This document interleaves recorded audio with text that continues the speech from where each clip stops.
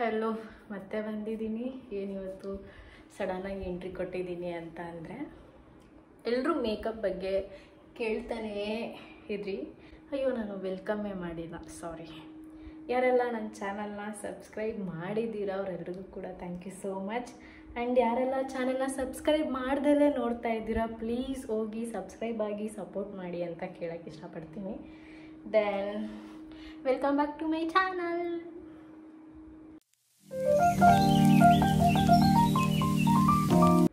ಇವತ್ತಿನ ಟಾಪಿಕ್ ಬಂದು skin care. Makeup ಬಗ್ಗೆ ಎಲ್ಲರೂ ಕೇಳ್ತಾ ಇದ್ರಿ, ಬಟ್ ಆದರೆ ಮೇಕಪ್ದು ಅಪ್ಕಮಿಂಗ್ಸ್ ವ್ಲಾಗ್ಸಲ್ಲಿ ಮಾಡ್ತೀನಿ. ರೈಟ್ ನಾವು ಈಗ ಸ್ಕಿನ್ ಕೇರ್ ಬಗ್ಗೆ ಮಾತಾಡೋಣ. ನನ್ನ ಈ ಥರ ಸ್ಕಿನ್ ನಾನು ಯಾವ ರೀತಿ ಚೇಂಜ್ ಮಾಡಿಕೊಂಡೆ ಅನ್ನೋದಕ್ಕೆ ನಾನು ತಮ್ಲೈನಲ್ಲಿ ಕೂಡ ಫೋಟೋ ಹಾಕಿರ್ತೀನಿ. ಆ್ಯಂಡ್ ಆಲ್ಸೋ ನಾನು ಇಲ್ಲೂ ಕೂಡ ಮೆನ್ಷನ್ ಮಾಡಿರ್ತೀನಿ, ಫೋಟೋ ಹಾಕಿರ್ತೀನಿ, ಯಾವ ಕಡೆನಾದರೂ ಹಾಕಿರ್ತೀನಿ. ಆ ರೀತಿ ಸ್ಕಿನ್ ಯಾಕಾಯಿತು ಫಸ್ಟ್ ಅದನ್ನು ಫಟಾಫಟ್ ಅಂತ ಹೇಳ್ಬಿಡ್ತೀನಿ. ಒಂದು ಮೇಜರ್ ಆಕ್ಸಿಡೆಂಟ್ ಆಯಿತು 19ನಲ್ಲಿ ಅನ್ಕೋತೀನಿ. ಆಕ್ಸಿಡೆಂಟ್ ಆದಮೇಲೆ ತುಂಬ ಅಂದರೆ ತುಂಬ ಸ್ಟ್ರಗಲ್ ಪಟ್ಬಿಟ್ಟಿದ್ದೀನಿ. ಲೈಫಲ್ಲಿ ಎಲ್ಲ ಮುಗ್ದೇ ಹೋಯಿತು ಅನ್ನೋ ಥರ ನಾನು ಮೆಂಟಲಿ ಸ್ಟ್ರೆಸ್ ಆಗಿಬಿಟ್ಟಿದ್ದು. ಆ ಟೈಮಲ್ಲಿ ಆಲ್ರೆಡಿ ನಾನು ಸ್ಟ್ರೆಸ್ಫುಲ್ಲಾಗಿದ್ದೆ ಮೆಂಟಲಿ, ಬಟ್ ಆ ಆಕ್ಸಿಡೆಂಟ್ ಆದಮೇಲೆ ಇನ್ನೂ ಸ್ಟ್ರೆಸ್ ಜಾಸ್ತಿ ಆಯಿತು ನನಗೆ. ಏಕೆಂದರೆ ಮುಖ ಹೇಗಿದೆ ಅನ್ನೋದು ಕೂಡ ನನಗೆ ಗೊತ್ತಿರಲಿಲ್ಲ. ಯಾಕೆಲ್ಲರೂ ಈ ರೀತಿ ಬಂದು ನೋಡ್ಕೊಂಡು ಹೋಗ್ತಿದ್ದಾರೆ, ಪೇಯ್ನ್ ಇದೆ, ಈ ಥರ ಸ್ವೆಲ್ಲಿಂಗ್ ಟೈಪ್ ಬರುತ್ತಲ್ಲ, ಆ ರೀತಿ ಎಲ್ಲ ಆಗ್ತಿತ್ತು. ನಿಮ್ಗೆ ಏನು ಫೋಟೋ ತೋರಿಸ್ತಾ ಇದ್ದೀನಿ ಅದು ಬಂದು 2 months ಆದಮೇಲೆ ಇರೋವಂಥ ಫೋಟೋ. ಬಿಫೋರ್ ದಟ್ ಇನ್ನೂ ವಿಕಾರವಾಗಿತ್ತು ಫೇಸು.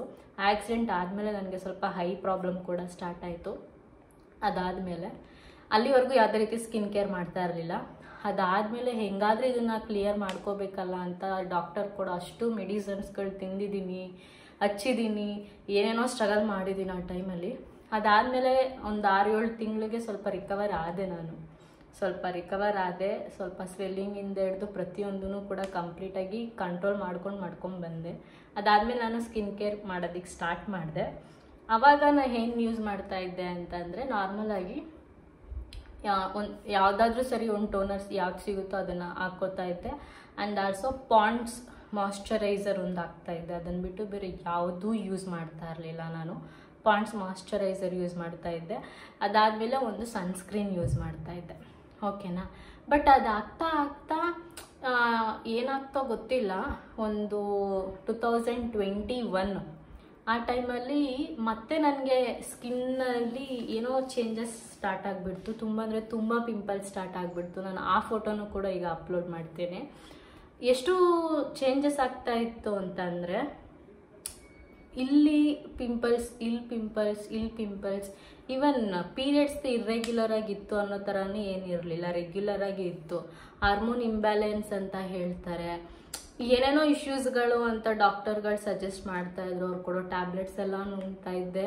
ಬಟ್ ನನಗೆ ಅವಾಗ ಅಷ್ಟು ಐಡಿಯಾ ಇರಲಿಲ್ಲ ಸ್ಕಿನ್ ಬಗ್ಗೆ ಏನು ಎತ್ತ ಅಂತ. ಬಟ್ ನಾನು ಯಾವಾಗ ಮೇಕಪ್ ಕಲಿತೆ, ಮೇಕಪ್ ಬಗ್ಗೆ ಯಾವಾಗ ಹುಚ್ಚು ನನಗೆ ಸ್ಟಾರ್ಟ್ ಆಯಿತು, ಈ ಕರೋನಾ ಟೈಮಲ್ಲಿ ನನಗೆ ಮೇಕಪ್ ಬಗ್ಗೆ ಹುಚ್ಚು ಸ್ಟಾರ್ಟ್ ಆಗಿದ್ದು. ಆವಾಗ ಯಾರ್ಯಾರು ಏನೇನು ಹಚ್ತಾರೆ, ಏನೇನು ತೊಗೋತಾರೆ ಅದೆಲ್ಲನೂ ನೋಡ್ತಾ ಇದ್ದೆ. ಅದೆಲ್ಲನೂ ನಾನು ತೊಗೊಂಡು ಹಚ್ತಾ ಇದ್ದೆ. ಬಟ್ ಮೇಕಪ್ ಕ್ಲಾಸ್ಗೆ ಅಂತ ಹೋದ್ಮೇಲೆ ಅದರಲ್ಲಿರೋ ಕಂಟೆಂಟ್ಸ್ಗಳು, ಯಾವುದೊಂದು ಪ್ರಾಡಕ್ಟ್ಸಲ್ಲಿ ಯಾವ್ಯಾವ ಕಂಟೆಂಟ್ ಇದ್ದರೆ ಯಾವ್ಯಾವ ಥರ ನಮಗೆ ಯೂಸ್ ಆಗುತ್ತೆ ಪ್ರತಿಯೊಂದೂ ಕೂಡ ಆಲ್ಮೋಸ್ಟ್ ನಾನು ಅದರಿಂದ ನಾಲೆಡ್ಜ್ ಗೇನ್ ಮಾಡಿದ್ದೀನಿ, ಸುಳ್ಳು ಹೇಳ್ಬಾರ್ದು.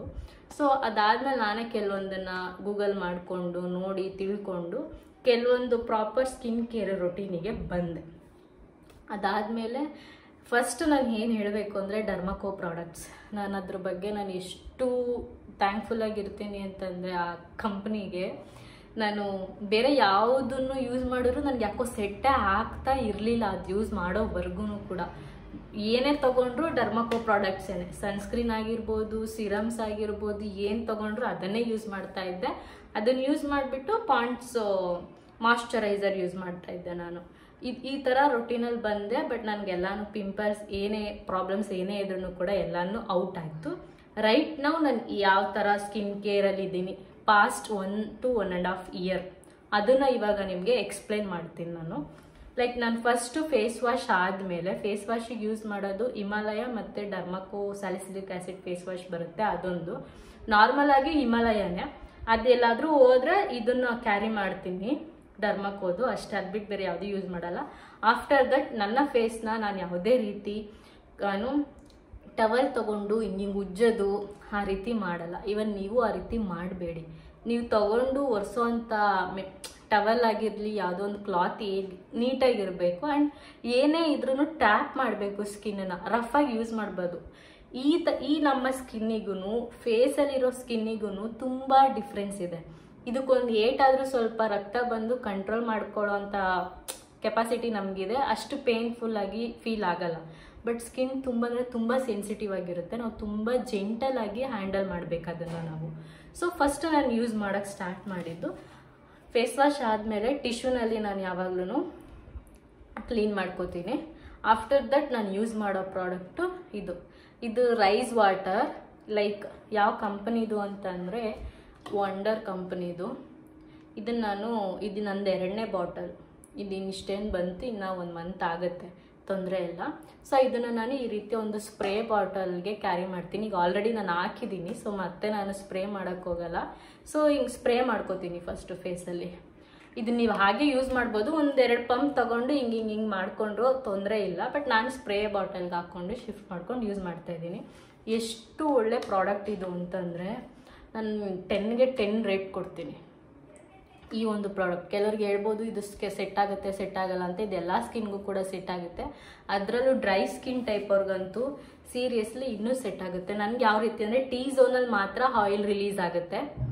ಈ ಟೀ ಝೋನಲ್ಲಿ ತುಂಬ ಆಯಿಲ್ ರಿಲೀಸ್ ಆಗುತ್ತೆ. ಇನ್ನು ಮಿಕ್ಕಿದ ಕಡೆ ನನಗೆ ಅಷ್ಟು ಆಯಿಲ್ ರಿಲೀಸ್ ಆಗಲ್ಲ. ಸೊ ಈ ಒಂದು ಪ್ರಾಡಕ್ಟ್ ಸಖತ್ತಾಗಿದೆ. ಸೆರಮೈಡ್ ಮೊಚಿ ಟೋನರ್ ಅಂತ.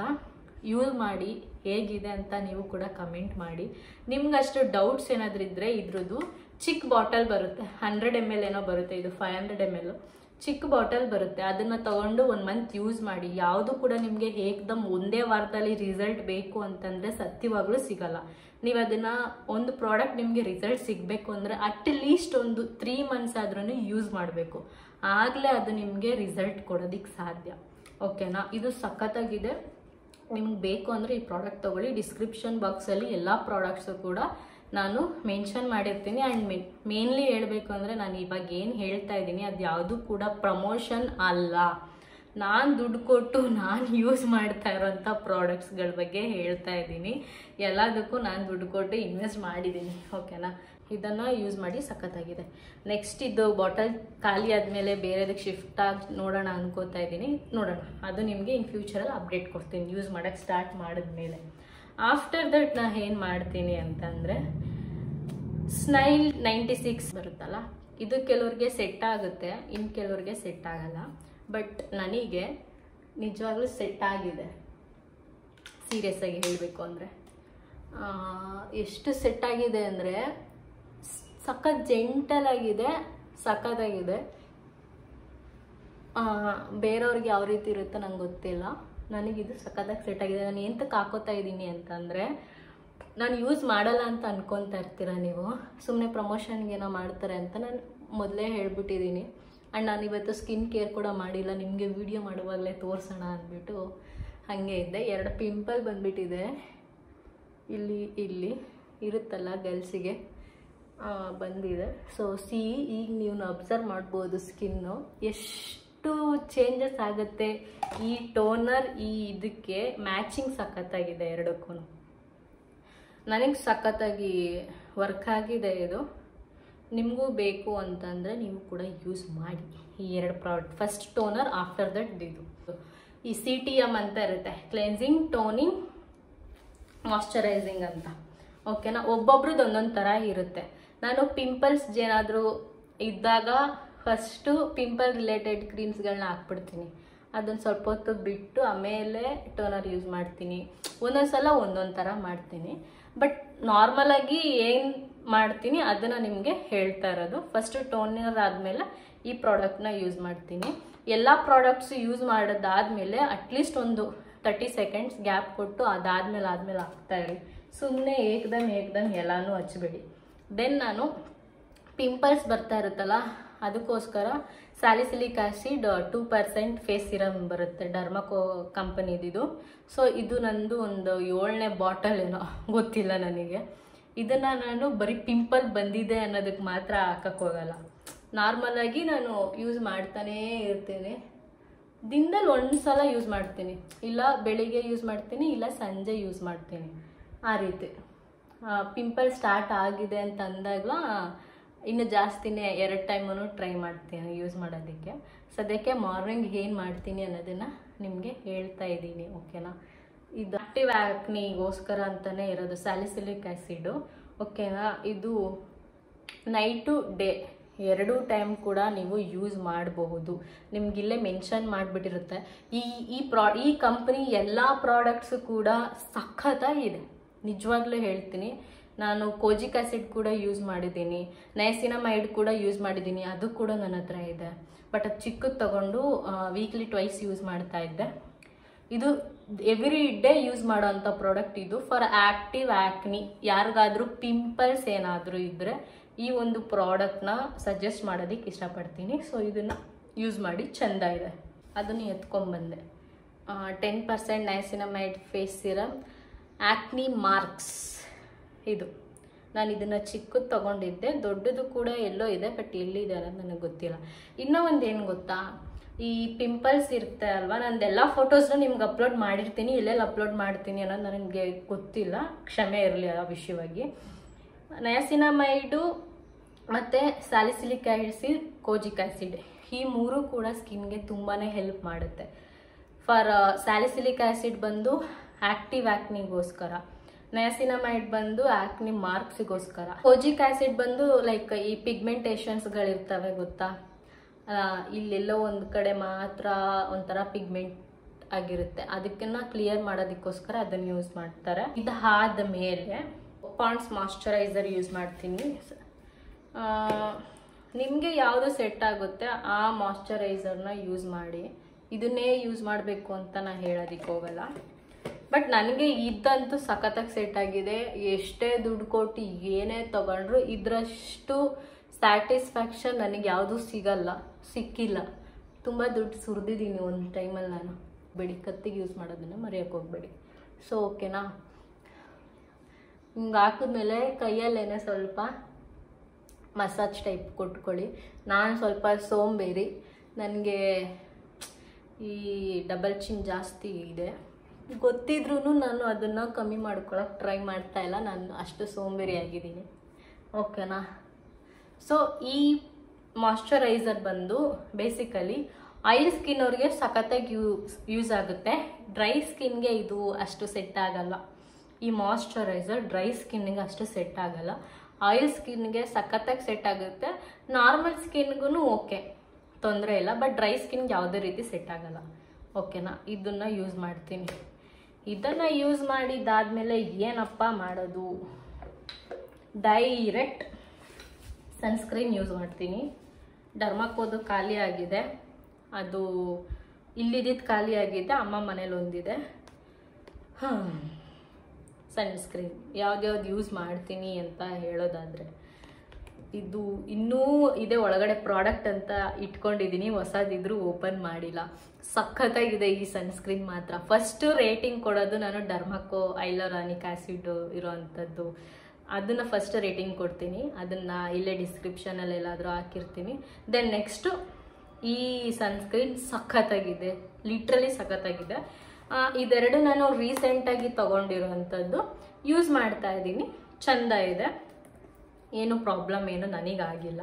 ಬಟ್ ನೀವು ಯಾವುದೇ ಸನ್ಸ್ಕ್ರೀನ್ಸ್ನ ಯೂಸ್ ಮಾಡೋದಿದ್ರೂ ಕೂಡ ಸ್ವಲ್ಪ ಒಂದು ವೀಕ್ಸ್ ಟ್ರೈ ಮಾಡಿ, ಅದಾದಮೇಲೆ ನಿಮ್ಗೆ ಅದು ಸೆಟ್ ಆಗುತ್ತಾ ಏನು ಅಂತ ಹೇಳಿ. ಇದು ಡಾಕ್ಟರ್ ಶೆಟ್ಸ್ದು ಈ ಸನ್ಸ್ಕ್ರೀನು. ಇದು ಬಂದು ಡಿಕನ್ಸ್ಟ್ರಕ್ಟ್ ಸನ್ಸ್ಕ್ರೀನ್ ಇದು, ಓಕೆನಾ. ಎಲ್ಲ ಸನ್ಸ್ಕ್ರೀನ್ ಕೂಡ SPF 50 PA++ ಇದೆ, ಓಕೆನಾ. ಯಾವುದು ಏನು ಲೋಕಲ್ ಏನಿಲ್ಲ, ಚೆಂದ ಇದೆ. ಸೊ ನಾನು ಇದಿಷ್ಟನ್ನು ಯೂಸ್ ಮಾಡ್ತಾ ಇದ್ದೀನಿ. ಬಟ್ ನನ್ನ favourite, all time favourite Dermaco company. ತುಂಬ ಇಷ್ಟಪಡ್ತೀನಿ ನಾನು ಆ ಕಂಪ್ನಿನ.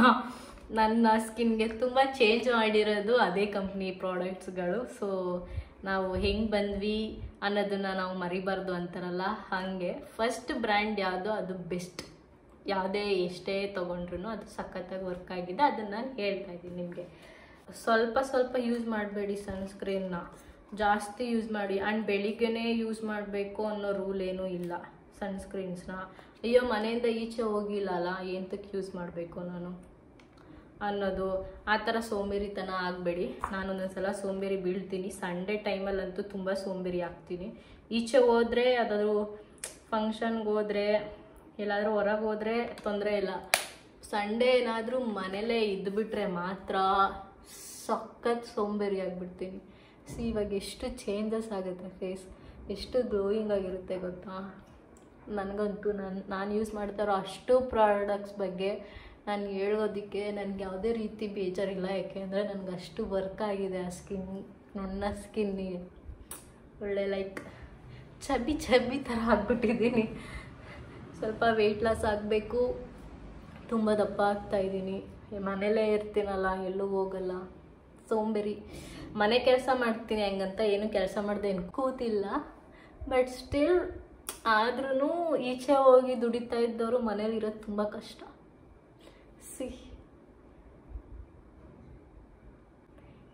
ಇದು ನನ್ನ ಕಂಪ್ಲೀಟ್ ಸ್ಕಿನ್ ಕೇರ್. ರೆಟನಾಯಿಲ್ ಕೂಡ ಅಷ್ಟೇ ಚೆನ್ನಾಗಿದೆ ಇದ್ರದ್ದು. ಸೊ ಇದನ್ನು ಅಷ್ಟೇ ವೀಕಲ್ಲಿ 2 ಸಲ ಯೂಸ್ ಮಾಡಿರ್ತೀನಿ. ರೆಗ್ಯುಲರಾಗಿ ಯೂಸ್ ಮಾಡೋಕ್ಕೆ ಹೋಗಲ್ಲ. ವೀಕ್ಲಿ 2 ಸಲ ಯೂಸ್ ಮಾಡ್ತೀನಿ. ಅದ್ರ ಬಗ್ಗೆ ನಿಮಗೆ ಇನ್ ಫ್ಯೂಚರಲ್ಲಿ ನಿಮಗೆ ಅವಶ್ಯಕತೆ ಇದೆ ಅಂತ ಅಂದರೆ ನನಗೆ ಕಮೆಂಟ್ ಮಾಡಿ ತಿಳಿಸಿ. ನಾನು ಅದ್ರ ಬಗ್ಗೆ ನಿಮಗೆ ಕಂಪ್ಲೀಟಾಗಿ ಡೀಟೇಲ್ಸ್ ಕೊಡ್ತೀನಿ. ರೈಟ್ ನಾವು ನನ್ನ ಸ್ಕಿನ್ ಕೇರ್ ಏನಿದೆ ಅಷ್ಟನ್ನು ಮಾತ್ರ ನಾನು ಹೇಳೋದಕ್ಕೆ ಇಷ್ಟಪಟ್ಟಿದ್ದೀನಿ. ಫಸ್ಟ್ ಟೋನರ್, ಅದಾದಮೇಲೆ ಕಾಸರೆಕ್ಸ್ ಕಂಪ್ನಿದು ಯೂಸ್ ಮಾಡ್ತೀನಿ. ಆಫ್ಟರ್ ದಟ್ ಸ್ಯಾಲಿಸಿಲಿಕ್ ಆ್ಯಸಿಡ್, ಅದಾದಮೇಲೆ Pond's moisturiser, then sunscreen. Night skin care ಏನಾದರೂ ಬೇಕು ಅಂದರೆ ನಿಮಗೆ ಕಮೆಂಟ್ ಮಾಡಿ ತಿಳಿಸಿ, ನಾನು ಅದ್ರ ಬಗ್ಗೆ ಕೂಡ ಹೇಳ್ತೀನಿ. This is for only about my skin care, day skin care ನಾನು ಏನು ಮಾಡ್ತೀನಿ ಅನ್ನೋದು ಅಷ್ಟೇ. ಓಕೆನಾ. ಇದನ್ನು ಯಾವುದೂ ಇನ್ಫ್ಲೂಯೆನ್ಸ್ ಆಗಿ ತೊಗೊಳೋದಕ್ಕೆ ಹೋಗಬೇಡಿ. ಯಾವುದೇ ಪ್ರಾಡಕ್ಟ್ಸ್ನ ನೀವು ತೊಗೊಳಂಗಿದ್ರೂ ಕೂಡ ಸ್ವಲ್ಪ ಒಂದು ವಾರ 15 ದಿನ ಯೂಸ್ ಮಾಡಿ ನಿಮಗೆ ಸೆಟ್ ಆದರೆ ಕಂಟಿನ್ಯೂ ಮಾಡಿ. ಅದರ್ವೈಸ್ ನೀವು ಡ್ರಾಪ್ ಮಾಡಿ ನಿಮ್ಮ ಡರ್ಮಟಾಲಜಿಸ್ಟ್ನ ಕನ್ಸಲ್ಟ್ ಮಾಡಿ ತೊಗೊಳ್ಳಿ. ಬಟ್ ಇದು ಮಾತ್ರ ಕಣ್ಣು ಮುಚ್ಕೊಂಡು ತೊಗೊಳ್ಳಿ. This is for a best. ನಾನು ತೋರಿಸಿದ್ದು ಎಲ್ಲನೂ ಕೂಡ ಬೆಸ್ಟ್ ಪ್ರಾಡಕ್ಟ್ ಆ್ಯಂಡ್ ಆಲ್ಸೋ ಎಲ್ಲ ಅಫೋರ್ಡಬಲ್ ಆಗಿರುವಂಥ ಪ್ರಾಡಕ್ಟ್ಸ್. ಯಾವುದು ಕೂಡ ಹೈ ರೇಂಜಲ್ಲಿ ಏನೂ ತೋರಿಸಿಲ್ಲ, ಎಲ್ಲ ಅಫೋರ್ಡಬಲ್ ಆಗೇ ಇದೆ. So this is my skin care guys. ಇಷ್ಟ ಆಗಿದ್ರೆ ಲೈಕ್ ಮಾಡಿ, ಶೇರ್ ಮಾಡಿ ಆ್ಯಂಡ್ ಕಮೆಂಟ್ ಮಾಡಿ. ಸಬ್ಸ್ಕ್ರೈಬ್ ಮಾಡೋದನ್ನು ಮರೆಯೋದಕ್ಕೆ ಹೋಗಬೇಡಿ. And also thank you so much. ನನ್ನ ಪ್ರೀವಿಯಸ್ ವ್ಲಾಗ್ಗೆ ತುಂಬ ಸಖತ್ತಾಗಿ ರೆಸ್ಪಾನ್ಸ್ ಸಿಕ್ಕಿದೆ ನಿಮ್ಮಿಂದ. ಅದಕ್ಕೆ ನಾನು ಯಾವತ್ತೂ ಥ್ಯಾಂಕ್ಫುಲ್ ಆಗಿರ್ತೀನಿ. ಸಬ್ಸ್ಕ್ರೈಬ್ ಆಗಿ. ಇನ್ನೂ ಹೊಸ ವೀಡಿಯೋಸ್ ನಿಮಗೆ ಬೇಕು ಅಂತಂದರೆ ನನಗೂ ಸ್ವಲ್ಪ ಮೋಟಿವೇಶನ್ ಬೇಕಲ್ವಾ. ಸೊ ಸಬ್ಸ್ಕ್ರೈಬ್ ಮಾಡಿ, ಓಕೆನಾ. Thank you. ಮತ್ತೆ ಸಿಗ್ತೀನಿ, ಬಾಯ್. ಆ್ಯಂಡ್ ಆಲ್ಸೋ ಮರ್ತೋಗ್ಬಿಟ್ಟೆ, ಸಾರಿ, ಲಿಪ್ ಬಾಮ್ನ ಯೂಸ್ ಮಾಡೋದನ್ನು ಮರೆಯೋದಕ್ಕೆ ಹೋಗಬೇಡಿ. ನಾನು ಏನೋ ಮಿಸ್ ಮಾಡಿದ್ದೀನಲ್ಲ ಅಂತ ಅಂದ್ಕೊಂಡೆ. ಯಾವುದಾದ್ರೂ ಲಿಪ್ ಬಾಮ್ ಯೂಸ್ ಮಾಡಿ. ಸದ್ಯಕ್ಕೀಗ ನನ್ನ ಹತ್ರ ಈ ಲಿಪ್ ಬಾಮ್ ಇದೆ, ಇದನ್ನು ಯೂಸ್ ಮಾಡಿದ್ದೀನಿ. ಸದ್ಯಕ್ಕೆ ಮಧ್ಯಾಹ್ನಕ್ಕೆ ಅಡುಗೆ ಮಾಡಬೇಕೀಗ. ಮತ್ತೆ ಸಿಗುವ ಒಂದೊಳ್ಳೆ ವ್ಲಾಗ್ ಜೊತೆ ಮತ್ತೆ ಬರ್ತೀನಿ. ಬಾಯ್.